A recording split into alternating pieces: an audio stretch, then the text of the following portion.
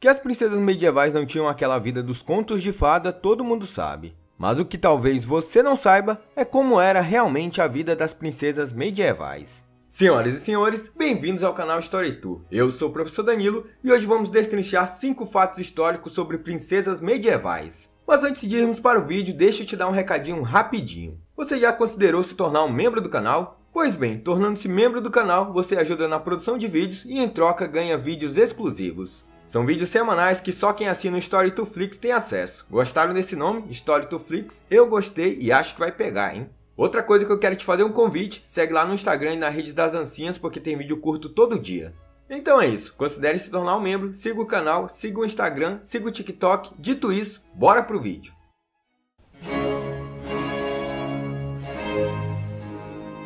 É muito comum vermos em histórias, séries e filmes as princesas medievais à espera de seu príncipe encantado ou desenvolvendo apenas algum tipo de trabalho doméstico. Porém, as atividades que elas desenvolviam iam muito além disso. Por exemplo, uma princesa medieval podia comandar e construir um castelo. Em 1293, a filha mais velha do rei Eduardo I casou-se com Henrique, governante da pequena província de Bar, no atual norte da França. 4 anos depois, Henrique estava lutando perto de Lille quando foi capturado por forças francesas e levado como prisioneiro para Paris. Com o marido preso, a responsabilidade de proteger o condado recaiu sobre Eleanor. Como escreveu a escritora do século XIV, Christine de Pizan, uma princesa deve saber usar armas para que esteja pronta para comandar seus homens se houver necessidade. Eleanor reuniu o que restava do exército de Henrique para defender sua casa. E escreveu para seu pai e outros aliados para arrecadar dinheiro para o resgate de Henrique.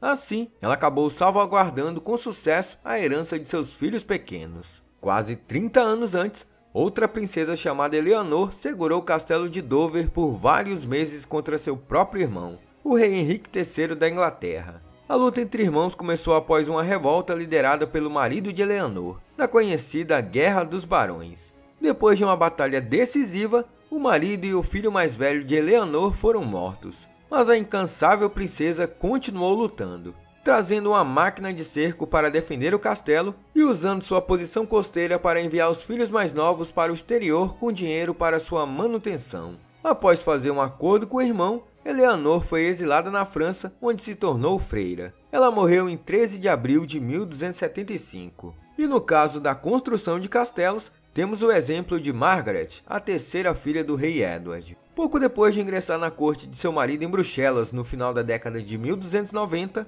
Margaret precisava de um plano para se isolar de seu marido infiel. Seu marido, João II, o Duque de Brabant, deixava à vista de todos suas inúmeras amantes e suas inúmeras raparigagens. Margaret precisava de uma corte alternativa, um lugar longe das amantes de João e que ela pudesse presidir. Assim, ela construiu seu próprio castelo na atual Bélgica. Essa atitude era muito perigosa, pois a construção de castelos era associada à conquista. É verdade que tem cada castelo bonito, mas sabe o que é mais bonito? É você deixando o like nesse vídeo. Já deixou o like? Se não deixou, aperta o joinha aí.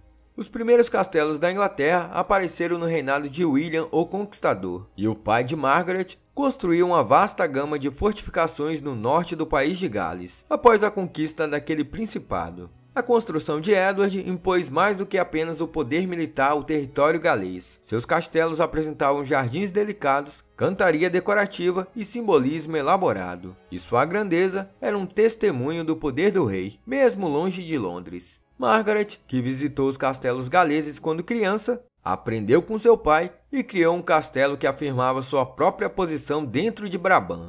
Além de liderarem, protegerem e construírem castelos, algumas princesas medievais tiveram a chance de se casar por amor. Isso mesmo, em uma época em que casamento era um negócio entre famílias, elas escolheram seus parceiros. Temos o exemplo de Joana do Acre, e calma, ela não nasceu no Brasil e nem tinha dinossauros de estimação. E o nome Acre de Joana deriva de seu local de nascimento na Terra Santa. Ela nasceu enquanto seus pais estavam em uma cruzada. Ela era a segunda filha de Edward I da Inglaterra e casou-se pela primeira vez aos 18 anos com um homem muito mais velho, Gilbert de Clare, um divorciado de 46 anos que era um ricaço problemático no reino de seu pai.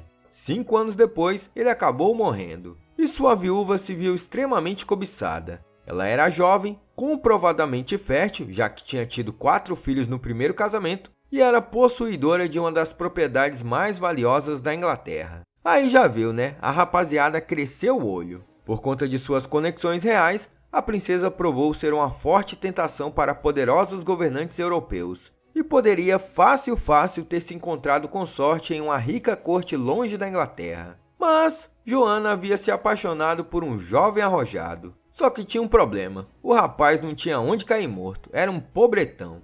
Ele fez parte da corte de seu falecido marido, e se chamava Ralph, já que o sobrenome é bem difícil de falar, então não vou nem pronunciar porque eu vou errar. Então vai ser só Ralph mesmo, que é um nome bonitinho. Joana gamou no Ralph e jurou não se separar dele. E no fim, eles se casaram em uma cerimônia secreta que contrariava seu voto em homenagem a seu pai, já que viúvas ricas que possuíam terras diretamente do monarca precisavam da permissão do rei para se casar novamente, uma vez que seus novos maridos recebiam poderes por meio do controle de suas propriedades. Quando o rei ficou sabendo disso, rapaz, ficou furioso, mas acabou perdoando sua filha teimosa. Ela conseguiu manter suas propriedades e renda, assim como o homem que amava. Outro senso comum que temos das princesas medievais é que elas eram proibidas de aprender a ler e escrever. E de fato, a maioria vivia essa realidade, mas com as princesas reais era bem diferente. No início do século XIV, Mary de Woodstock, a quarta filha do rei Edward I da Inglaterra, encomendou uma história do reinado de seu pai. A história foi escrita no dialeto anglo-normando do francês que Mary falava, sugerindo que ela pretendia ler o livro sozinha. E Mary não era a única em gostar de ler. Embora a alfabetização na Inglaterra medieval significasse fluência na leitura e escrita do latim, Mary e suas irmãs aprenderam a ler graças à sua educada mãe, Eleanor de Castela. Elas sabiam latim suficiente para recitar orações importantes, e tinham mais familiaridade com romances, histórias e obras devocionais anglo-normandas, a maioria lidos em voz alta em pequenos grupos com outras mulheres. Ainda mais raro do que ler era a habilidade de escrever as letras desafiadoras de uma escriba medieval. Mas as princesas também podem ter se dedicado a essa habilidade excepcional. As compras de tubuinhas registradas ao longo de vários anos mostram que a irmã mais velha de Mary, Eleanor, estava praticando a arte de escrever durante a adolescência. Outro fato interessante é que princesas medievais podiam viajar constantemente. Mais uma vez recorremos a uma das filhas do rei Edward, dessa vez Elizabeth. Ela era a última das filhas de Edward e viúva com apenas 18 anos. Ela acabou retornando à Inglaterra vinda da Holanda no verão de 1300. Desesperada para ver o pai novamente, Elizabeth viajou dos Países Baixos para Londres e depois para o norte de Carlisle, onde ela e o rei se reuniram. A viagem por mar e terra levou 2 meses quase constantes. Mas Elizabeth, como suas irmãs, estava acostumada às distâncias extraordinárias percorridas por anos de vida itinerante. A corte inglesa em 1300 ainda não era fixa. Por exemplo, não se parecia nada com a corte de Versalhes. Parecia um circo itinerante com o rei no centro. Para cima e para baixo no campo, o monarca, sua esposa e seus filhos e vastos séquitos de cavaleiros, escriturários e servos viajavam em comboio a cavalo e em carroças. Frequentemente, paravam apenas 1 ou 2 noites em castelos reais, casas aristocráticas e mosteiros antes de prosseguir a viagem. Eles se mudavam para verificar as propriedades e mostrar sua majestade aos seus súditos em todo o país. Princesas como Elizabeth viajavam muito com seus pais, mas também de forma independente com suas próprias famílias. E por último, princesas medievais podiam desafiar o rei. Quer algo mais rebelde do que isso? Joana do Acre nunca teve medo do pai. Quando jovem, ela brigou com os escriturários de seu pai e exigiu uma casa maior quando soube que tinha menos empregados remunerados do que suas irmãs, o que era uma aparente demonstração de que ela era menos influente. Depois disso, ela também perdeu petulantemente o casamento de uma irmã, logo depois que seu próprio casamento lhe trouxe maior independência. Aparentemente, essa atitude foi tomada para mostrar que ela simplesmente podia fazer o que quisesse. E como eu já citei ao longo do vídeo, quando adulta, ela se casou contra a vontade do pai e raramente pagava suas grandes dívidas com ele. E isso na época, já diria Choquei, era grave. Mas seu desprezo mais direto à autoridade do rei pode ter sido em julho de 1305, quando Edward confiscou as propriedades e a renda de seu filho, o futuro Edward II.